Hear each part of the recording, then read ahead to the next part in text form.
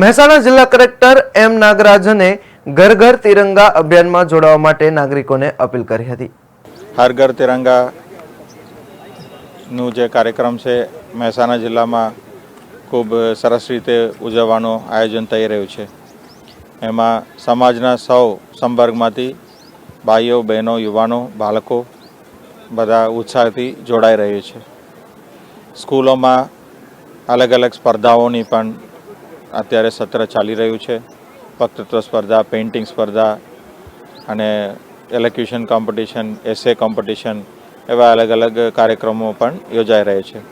એની સાથે સાથે સામાજિક શૈક્ષણિક સંસ્થાઓ, સેવાભાવી સંસ્થાઓ, ડેરી, કોઓપરેટિવ, બેંક એવા અલગ અલગ સંસ્થાઓ પણ આ રાષ્ટ્રકામમાં જોડાઈ રહ્યા છે।